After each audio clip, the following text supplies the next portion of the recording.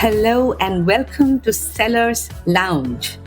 I'm your host, Pritha Dubey, an international sales trainer and founder of Success for Women, where we help organizations create sales superstars by combining the science of selling and the emotional intelligence. On this podcast, I sit across global sales experts to find answers to some of the most pressing revenue growth questions that are on the minds of business heads, CROs, and startup founders today. We are spotting the top trends and tools that are disrupting the landscape of sales. Ready to graduate from Sales 101 to Sales 1001? Stick around because class is officially in session. Jump right in.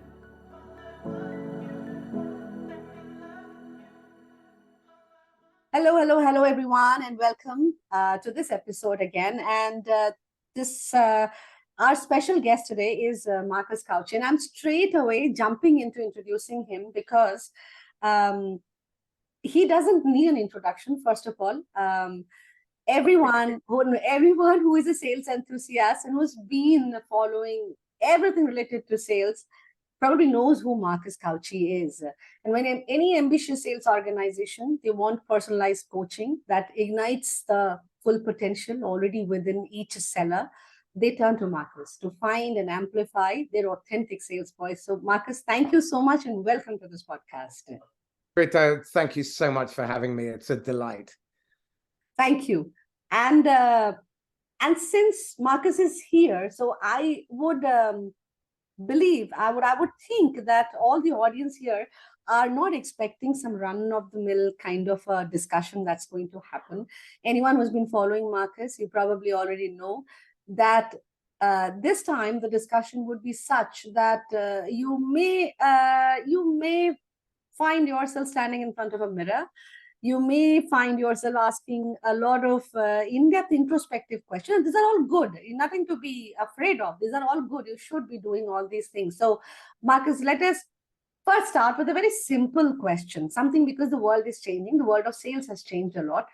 Let's start with one simple thing first. That what are those traditional sales practices that people are still continuing? And you would say that they are harmful and they should just stop. And why are they harmful? Well, the first thing is we need to think as our customer instead of about what we can do or get from our customer. Buyers hate being sold. They love to buy. And our job is to facilitate buying. It's not to sell them. This is the problem with having the job title sales and sales manager and being in someone who's involved in selling. We think that our job is to try and convince. I want you to reflect yourself. Have you ever really been convinced by somebody else? Or have they managed to tap into the narrative, the story, those desires that they already found innately within you? And then you convinced yourself because you then found the evidence that you wanted to justify the emotional decision. Well, you and your buyers are identical. And the net result of this is that if you are using methodologies that were developed before the year 2000, you are using methodologies that were based largely on Taylor and Bernays, and these were about manipulation, about coercion, about control, about mind control, about what was his name? J.P. Barnum was the guy who came up with, there's a sucker born every minute.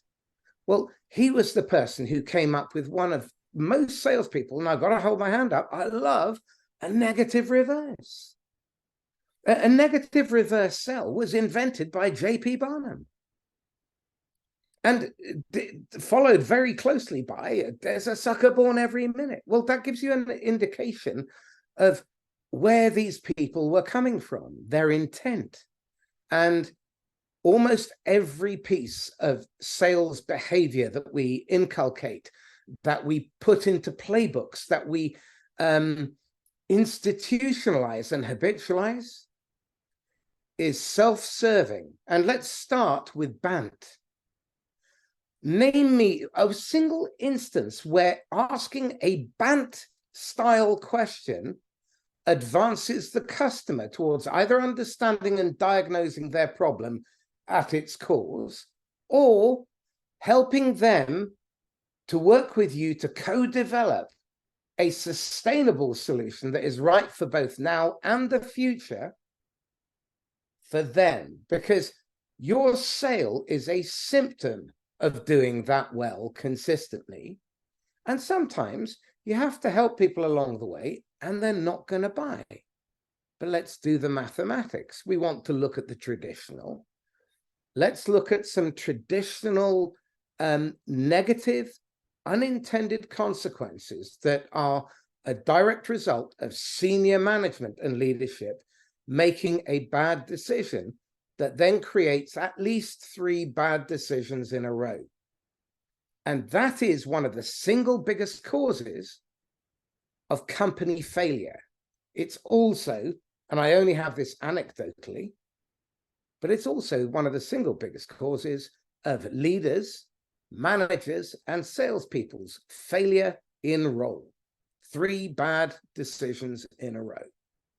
Okay, so let's take the ripple effect. I decide as the private equity firm that I want to scale the business and we want to do triple, triple, double, double, double. Yay! And I, as the founder, then buy into this unicorn story. And I think that I have to take your money to do it. So I take your money, and all of a sudden, my business, that the job to be done was to serve a certain set of customers to solve a certain set of problems in a unique and ideally competitive way. Doesn't have to be cheaper, can be competitive in any hundreds of thousands of different ways, depending on what matters to the customer. But that value has to be personal to that organization and to the individuals within it. And our goal has to be to create deals where both sides or all parties involved would sign up to the same terms instantly 100 times in a row without hesitation. Now that's a win-win. Anything less than that is trouble waiting to happen. You're buying a problem. Now, let's look at this ripple effect. So my private equity comes in and shifts my job to be done from serving the customer and creating a brilliant, sustainable place to work that people love to come to, give massive discretionary effort, be highly engaged and creative, to now serving the valuation number. So all of a sudden, my fixation is on the quarterly valuation target. And in order to drive that, the very clever financial brains tell me what I should do is spend 40% of all the money, because that's how much of private equity's money over the last 14 years has gone into Google, Facebook, and Amazon's pocket. In 2017, that was worth $265 billion a year, just for the ones that got one click. Yeah. Just one click from the entire campaign on that ad. Okay. That has now risen to 800 million this year. Billion, sorry. My mistake. I missed off 3 zeros. Silly me. And so the 3% of those will convert into cash. Okay. And this is the business model that the financial geniuses at private equity are espousing. But wait for the brilliance. Because what happens now is, if I am a top-notch marketing department, I will run campaigns and I will get a 3% click-through rate and a 15% conversion rate. Well, if it was my money, what I really want is revenue. I don't really care about click-throughs. I really care about the cash in the bank, because I can spend that. I cannot spend a click. Okay. I can lose money on a click, but I cannot spend it again elsewhere. So it's a bad investment, a click. A good investment is when it turns to cash, because that's the job to be done of the advert. So 3% times 15% is 0.0045% success. That means 99.9955% failure rate. And cold calling is not much better. There are ways to make it substantially better, but most of you are doing it manually off crappy lists, cold, and trying to do it in the short term, which is why you have a 3% conversion rate, which means 97% of all your sales activity is then wasted. But is it any wonder? Because of the 99.9955% that were wrong and didn't buy, they get thrown over the fence to sales. Now, unless they're locked in automatically, sales has to follow up. The average that I'm hearing is somewhere between 6 and 11 touches just to have an effective conversation where you get through to the human being to qualify them. And 14 of those, on average, to get through to a first meeting. And 7 out of 8 first meetings never result in a second meeting. Hold that thought for a second. Okay, we'll come back to it. Now, sales has to do these 6 to 11 calls per inbound. So let's say you've got 1,000 inbounds. That's 850 times 6 or 850 times 11, just to speak to them and try and secure one conversation. Yeah. And then I've got to multiply it by 14 by 8. And that's to get to a second meeting. How many of you have 3 meeting closes, 4 meeting closes? You sell to enterprise. It's a 2-year sales cycle. Yeah. Your cost of pursuit is your second highest hidden cost in your business after wrong hires. So another traditional thing we love to do is hire for previous experience, skills, and historical results, none of which are predictors of success. They say Pritha used to be good once. None of which are predictors. They say Pritha used to be. I agree. Are you getting an echo? No, I'm not. Okay, fine. If you're not getting it, then it's fine. No. So now, sales has to follow up on all of those leads, which means that we're going in cold with a 3% conversion rate anyway. Then we're adding all of these bad leads that have been qualified, marketing qualified leads, marketing qualified. I mean, seriously. And then they're sales qualified. I wouldn't even put what is at the bottom of most people's funnel doesn't even qualify for a 10% weighting in my forecasting system.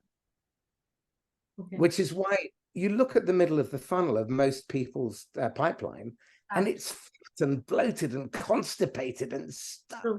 Yeah, true. Yeah. Why? Because sales is so busy trying to close people, trying to convince people, trying to force people to buy when they're not ready to. They end up driving them into stalls and into their competitors' pipeline. Do you know my favorite source of lead is where they've been attempted to be sold to by a competitor who pushed. Love it. It's effortless. And the problem is people aren't thinking because we don't reflect. And once we've done all of that hard work and we've created these terrible, terrible relationships with customers, we throw those over the wall to customer success, who now have a bunch of poor fit customers who create a bunch of unnecessary tickets that should never have been created. And they're all churn risks. So before you know it, I mean, if you have a 15% churn rate, you have to replace 49% of your customers every 3 years. You've just heard the palaver that we've gone through to get there. I mean, just to get a first meeting can take up to 3,000 cold calls, dialed 15 manual dials an hour. That's a very, very, very expensive process. Yeah. So I'm all about doing something different, which is how do you do less but better on purpose? Yeah. With no loss of output. So the question This is your question, and I'll pause for breath. If all I can do is subtract to improve, what will I stop doing, delegate, or do less of immediately? Sure. And this is a question that a leader should ask themselves before even a salesperson should ask themselves, right? Yeah. In fact, every sales leader, make a note of this book. It's called The Road Less Stupid by Keith Cunningham. Every leader should read it. And you should also listen to Peter Block's, it'll come to me in a minute. I'll remember. Remind me in a minute. We'll edit it back in.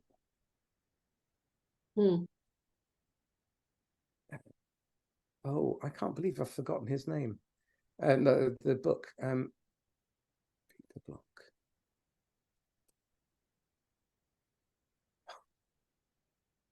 Peter Block? Yeah, very good. Peter Block.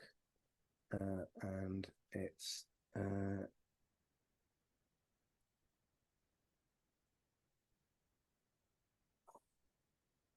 all right. We will. We'll yeah, it's fine. We'll come back to it later. Come back to that. Yes, sure. Yep.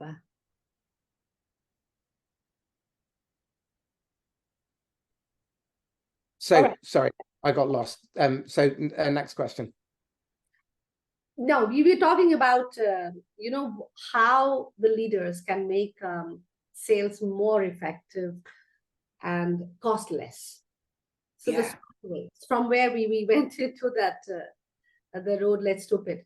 What are some things that because see, when you spoke about aspects, there are certain things that are very the statistics is scary, of course, and I doubt if a leader has been looking at these statistics in that way, in that manner, because if they did, then these traditional practices wouldn't have continued. But we don't see them change.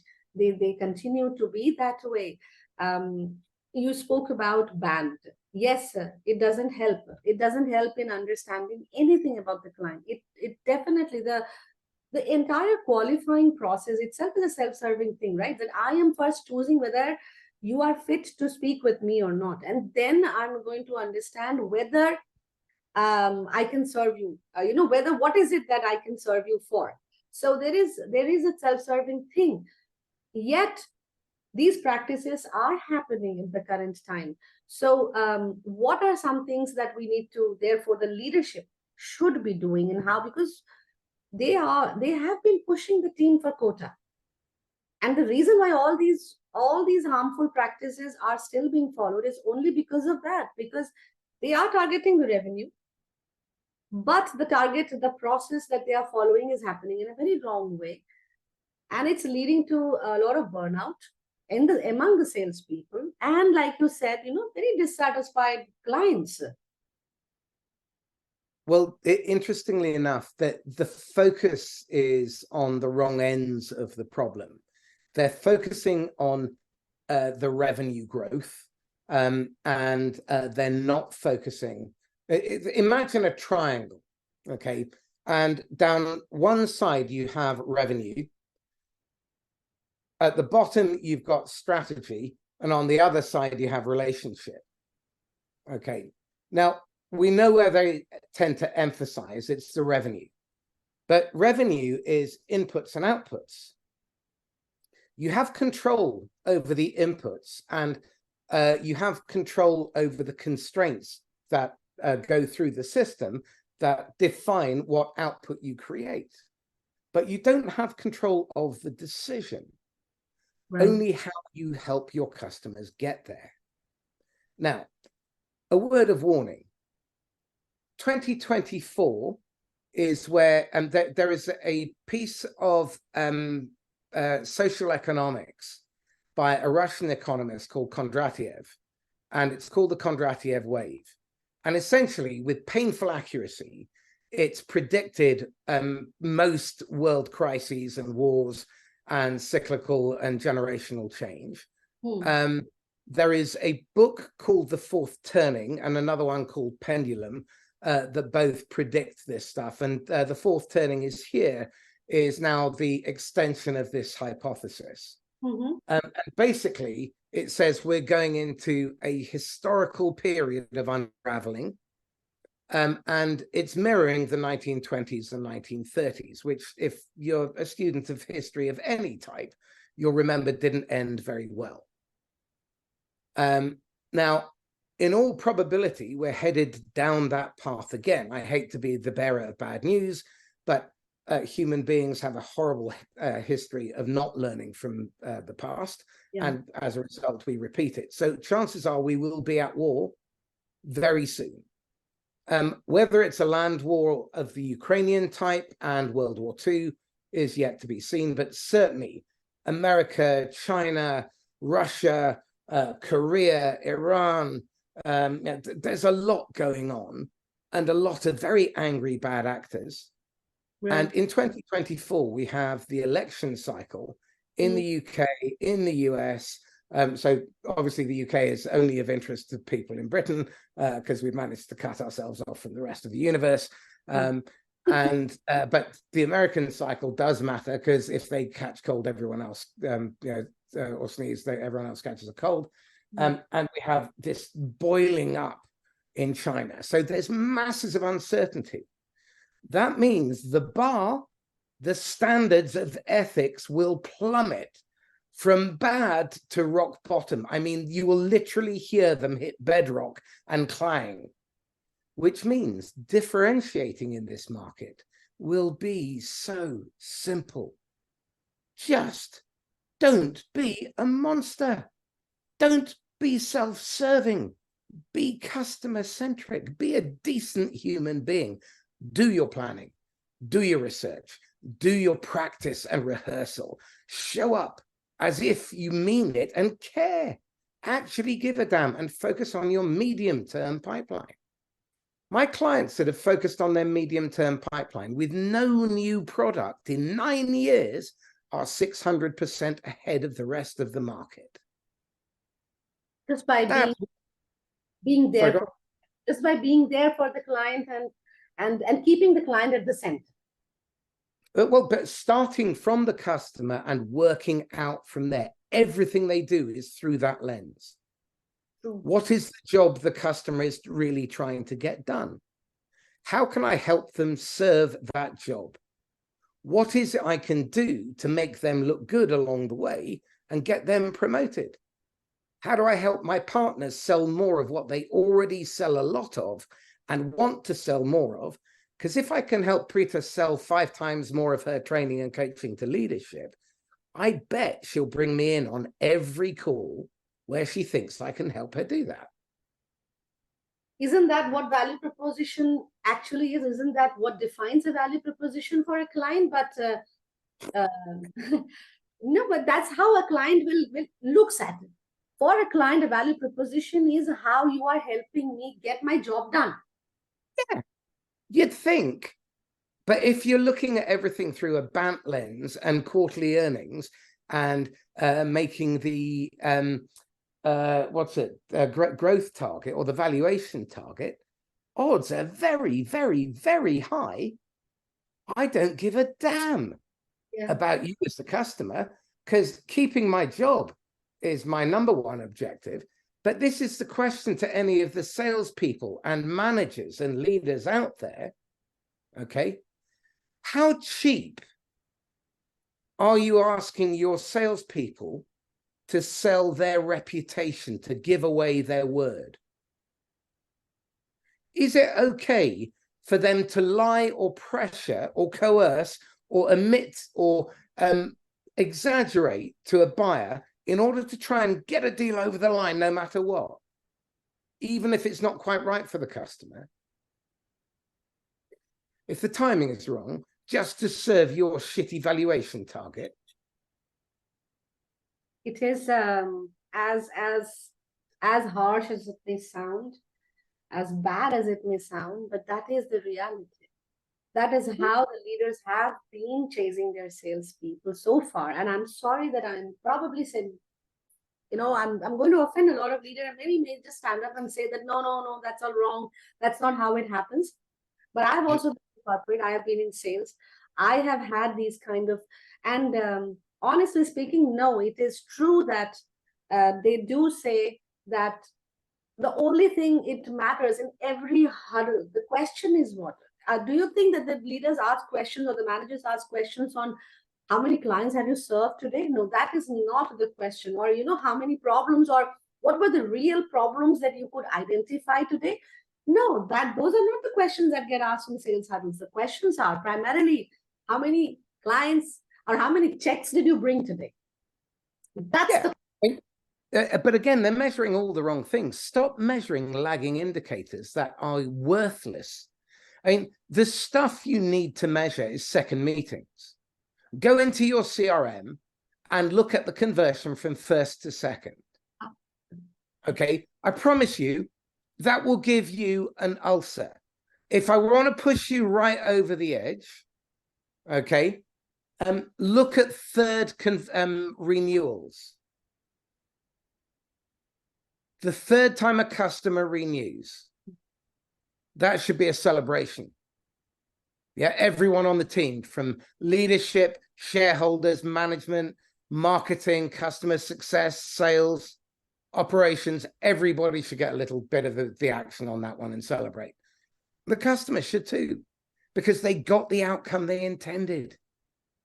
And that, ladies and gentlemen, is when the sale is complete. The transaction might be over when the money's in your account, but the sale is only over in the buyer's mind when they realize the value they intended when they rented your solution from you initially. And the buying journey, the longest part of the buying journey, is where they are in passive looking and where they're in ongoing use. Those should be and are the longest part and the most advantageous part of the sales cycle. But you're spending all of your time on the wrong part of the sales cycle in the obsessive pursuit of short-term results.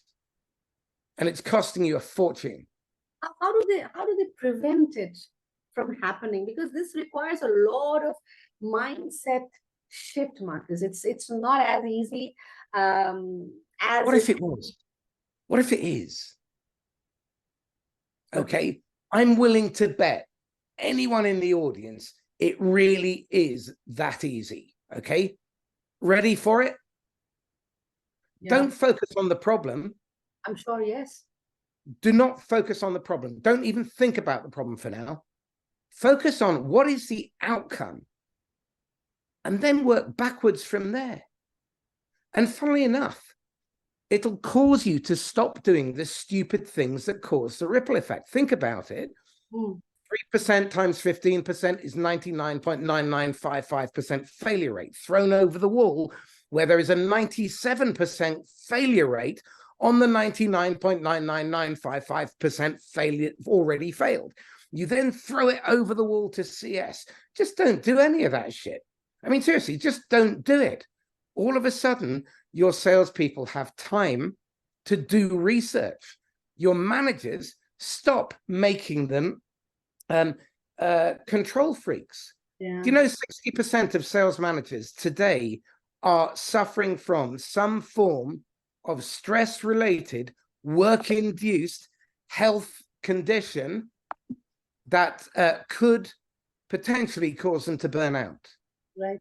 It is happening. It is happening. That's the truth. Absolutely. All the time it's happening. Net result of that is you've got a bunch of people who are on burnout, most of whom, roughly 50% or more, were accidental managers. You know, in the United Kingdom, 2.4 million accidental managers. They were there quietly minding their own business, scoffing their Weetabix or whatever, paratha, whatever they were having for brekkie. And before you know it, someone tapped them on the shoulder and they said, Pritha, I need a word. And they think, oh God, I'm being fired. And they say, Pritha, look, bad news. we've had to fire your idiot boss. Oh, good news. You're now the idiot boss. Off you go, son. And before you know, that's their runway. That's the entirety of their runway into management. Now, managers only have two lines on their job title in my world. Hire the best possible people that you can and create the conditions where they can do their best work every day without friction or interruption. Yeah. There is a third line we have to add, which is protect them from acts of idiocy from above, particularly from you. Your job, get out of the way. Hire talent. Don't hire a near miss. Because the single highest hidden cost in your business is wrong hires. Think about the amount of money you wouldn't have had to waste, the amount of time you wouldn't have to sink, the amount of bile and ulcer juice that you wouldn't have had to put into your system and inflict on your family and your spouse and your employees and your team and your bosses and all the lies you had to tell if you didn't hire the village idiot in the first place. But that's on you, because you looked for the wrong thing, because you were greedy. You didn't look for the things that matter. Things like what do they do every day, every week, without any pressure being put on them? Their habits. What are their abilities to adapt and learn? What are the questions that they're facing already and have faced that they're likely to face again? That's useful experience. Not that they've sold SAP for 17 years into banking. Who cares? Yeah. And their attitudes, their beliefs, and above all, their values. If their values aren't aligned, you've got a major problem, because they're then going to go out and trash your brand. And there is something called the 3-5-55 rule. Someone's happy, they'll tell 3 people. Someone's unhappy, they'll tell 5 who'll tell 55 each.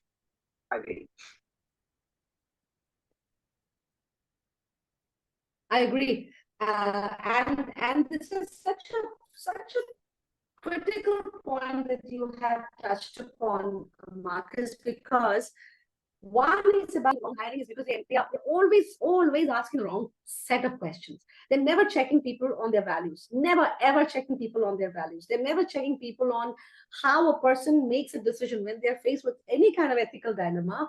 How are they taking that call? How are they making that instant decision at that point of time? Or any kind of such situation? What are their ways of coming out of that situation, or the problem-solving thought process? Those kind of questions are never asked. And I think the biggest problem that happens, and why this kind of a downward spiraling happens in sales, is because they end up promoting from the team within a person who has been probably a good performer, a sales performer. So I have been very good with my clients and I've been closing a lot of revenues, irrespective of how I did my process, whether I served the client and clocked my revenues, or I just somehow, that always be closing. Somehow I just managed to close a client and got my revenues. But then you will not evaluate me or assess me on any of my leadership skills or managerial skills on how I am with the team or whatnot. I'm just promoting. Very, very simply, the contrast is really important. As a salesperson, you are an individual contributor. It is a selfish role, the way it's been typecast. I disagree with that. But the way most organizations run it, you're an individual contributor, and you are heavily rewarded, while the people who contribute to your success, like marketing, like customer success, like your managers, generally aren't that well rewarded. For when you close, it's a team effort by and large, especially enterprise and complex sales. It doesn't happen just because of your brilliance and you showed up and magically people bought. There's a whole machine behind you, and the arrogance that it causes individual contributors, especially the top performers, to fall, or the above average performers. The top performers are normally top performers because they've learned humility. They've learned vulnerability. They've learned patience. And the assessment that I've created differentiates. I mean, we literally have a top 4% layer. It's bloody hard for someone to actually qualify for that, because to do that, it's a combination of habits and behaviors and attitudes and values and the sequencing of how this stuff is done, the choreography of it. Wow. Now, what's really exciting is when you can see how a salesperson works under the skin, you can see whether they're bias-centric or they're selfish. You can see whether they are willing to bend the rules just a little or a lot. Because I think that we should operate with radical transparency, radical honesty. I mean, there is no room for equivocation. A lie is a lie, an omission is a lie. If it is material to your decision, I have a duty, a responsibility to raise the concern with you, knowing you may say no to me and buy from my competitor. And in fact, I'll go one step further. And if I believe the competitor is right for you, I will hand deliver you to them. True. Yeah. Now, what's interesting is when we do this, we make sales. But not only that, we get referred, and the customer lifetime value is enormous. True. So, two little tips when it comes to recruitment. Okay, the question you have to ask is this: Pritha, when is it okay to lie to a prospect? And then shut up. And the answer itself doesn't matter. It's the speed of response, the type of hesitation, the sound that comes out of their mouth first. Is it or are they assertive? Yeah. Okay. And then what do they say and how do they package it? Because even if they think it's okay, is that because they have been badly taught, or is that intrinsic in their value system? Okay. So what I don't want to do is make a false positive hire, i.e., I'm hiring James Bond, but I end up with Mr. Bean. Yeah. What I really want is James Bond without the psychotics. Yeah? James Bond without the psychotics. Yeah. I need to find a way of extracting from my candidate a trick way. And so I'm looking for that reaction. Then what I'm looking for is maybe raise an ethical dilemma. And then I'll ask for another and then another, because I'm looking for a habit. So 3 in quick succession indicates there is a pattern. Once it's a coincidence, twice there's a pattern forming. 3, yeah, okay, maybe they're doing it repeatedly and intentionally. Okay. Now, then what I want to do is I'll take the story that they seem to be proudest of and ask them to run it backwards. Pritha, would you mind telling me that story? But just tell me it backwards again. So from when the customer got the outcome and they told you that they said they got the result, all the way through to where you made that initial point of contact. Yes. And it creates dissonance for people who didn't really do it, because the stuff they made up and they glossed over, they have to go all the way to the beginning and then back to the end and beginning and end, and it's staccato. Yeah, it's such a simple thing, but I don't want to make a bad hire. So now I can dig deeper. And then I can ask the question again, when is it okay to lie to a prospect? Yeah, because if they've just lied to me, yeah, and you'll see the swelling. The erectile tissue in the nose will swell. They'll go a little bit red. Yeah, you'll see the shift in behavior. You're looking for all of this stuff, because as salespeople, we want to be so well practiced that stuff is feeding into us. But the problem with most training, and this is where most methodologies go wrong, is they teach you technique. Yeah. They don't teach you how to ask and listen in a way that is natural and then creates your own selling system. That's how the top sellers really show up. Yeah, they've been trained in some of these methodologies, but actually what they're really good at is aligning with the buyer. They meet them on their buying journey at their moments of peril, their struggling moments. They time they meet, when they touch, coincide to be the most valuable they possibly can be. The problem, if you have noticed this, is that the sales managers, this is, for hiring, in order to go deep, one, you need to understand that this hiring, this your entire journey for whatever you want to grow as a revenue, profits, whatever you're planning to grow, it starts from the right hire. So which basically means that interview room where you are sitting with the candidate, it's a very important role of yours. You need to invest your time in asking the right kind of questions, in figuring out who they're in so much of a hurry. They don't invest that kind of a time. They are like very fast, one or two or three questions. Where have you worked? Why have you left this organization? What have you done then? How many clients did you have? And what was your sales process? So cut to cut, very transactional bit of questions.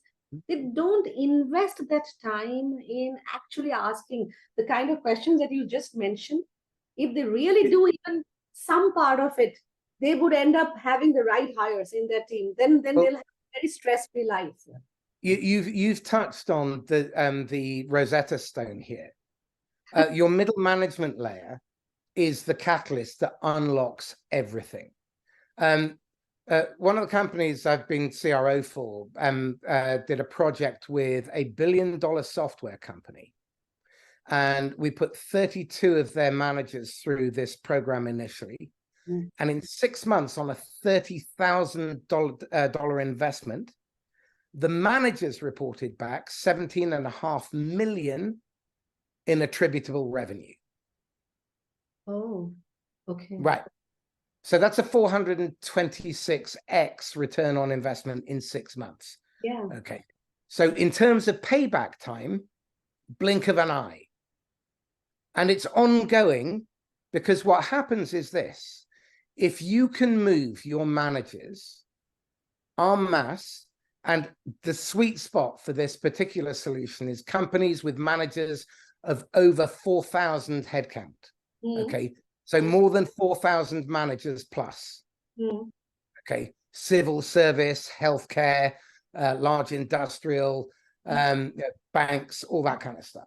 Yeah. Now, what's interesting is over about a 12-week period, what you get is this change wave of behavior as managers move from command and control as their management style to one of operational coaching. Now, operational coaching means that you coach on the job, in the moment, at the point of need. And it's a 30-second conversation. It's a 2-minute conversation that results in the person you are coaching taking ownership and then taking action and being held to account. But holding themselves to account, which means that you drive up discretionary effort and engagement through the roof. Now, the S&P study of, the S&P 500 between 2010 and 2016 showed that companies with highly engaged staff made 500% higher profits per employee, 120% higher revenue per employee, 40% higher, lower absenteeism, turnover, and sickness and conflict. And what was the other one? Oh, yeah, 316% higher annual compound share price growth.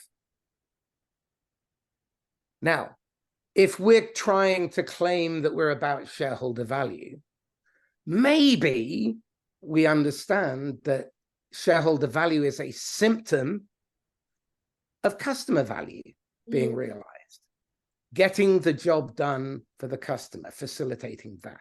That's the job of salespeople: not to sell, not to close, not to convince. I think that's probably the right place where we can actually end this podcast, because that is what the job of a salesperson is. Eventually, that is what every salesperson needs to understand about their job. That is what every sales leader needs to understand about their role in the entire sales function. As you rightly mentioned, they're chasing the wrong, metrics. It's a very wrong metrics that people are chasing and trying to monitor it and then trying to control that, and which eventually is leading to the entire function facing a burnout. And such kind of churning happening, the absenteeisms are high. Engagement, as you rightly pointed out the statistics, engagement is not only when you are taking them out on picnics or taking them out on some outbound or some off sites and having them fun once in a while. That's not how engagement happens. Engagement is, I want to come to work on Sunday night because I'm that excited, and on Friday, oh no, and then I go home and I've got a full life. And I'm working. Do you know that? And this is your challenge. Okay, this is the way to end it. Okay, I challenge the leaders and the managers out there to work out, how do I create the conditions so my salespeople can hit our stretch goal in the 8 hours that they are contracted and no more? Yeah. Ooh. That's good. That's amazing. I think, and sales managers, I think if you have the courage, I'm not going to use the other word. If you have a courage, take it up. Take up this challenge. If you have really been thinking that you are the leader that a salesperson has never got before, or somebody who's never experienced, or you are having that ambition of leaving a legacy, take this up as a challenge and get this done. We are here. We're not going anywhere, and we would like to know how you're feeling about it. And shall we send across this survey also, Marcus? You wouldn't mind. It's a sales aptitude test that I've been pulling together. And look, when does this go out? This will go out somewhere in December. Right. Okay. November, or maybe November mid. Okay. In that case, this isn't relevant. I've got this Halloween event, and I'm inviting listeners to be guests on the podcast. So I'm going to give them 15 minutes if they've taken the assessment. Then I'll give them 15 minutes feedback on their one issue, or an area of strength or weakness. But if it's not going to be the time, then okay. But irrespective, this can still go out. So that's if the podcast goes out or not. This can still go out to my network, right? So yeah. We'll find that. Yeah, we'll do that. Wonderful. Thank you so much for having me and letting me rant. It was amazing speaking with you, and I think these were some very hard-hitting facts that you have presented in front of these managers and the salespeople equally. And all those who are listening to it, if they introspect, they reflect on these questions and the statements that you made, the advices that you gave, I think from our heart, everyone is an honest person. They like honesty. They like to be ethical. They like to have personal integrity. It is just that sometimes they give up. Some people have that control. Some people do not have that control.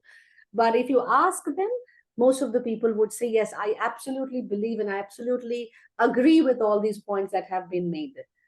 I learned something last week, which was very powerful, which is, who are the people or what are the things that you envy? So in terms of what you want. So who are the people that you envy because of their reputation? Okay. What is it you have to do to become like them? Yeah. Yeah. Yeah, but that's what inspiration is, and that is how you get inspired by people. Unfortunately, people take envy a little more negatively, and they then move envy to jealousy, and then feeling insecure, and it then goes. Then you are only going down. If you are, you're never going to get me off this podcast if you go down that road, because that's 3 hours without breath. Okay. Then I think we'll have a part 2 of this podcast, and we are going to talk about this human side of people, where it's called the drama triangle, and I have the antidote. Great, awesome. So then we'll catch up again for a part 2 with Marcus. Thank you very much, Marcus, for your time. Thank you.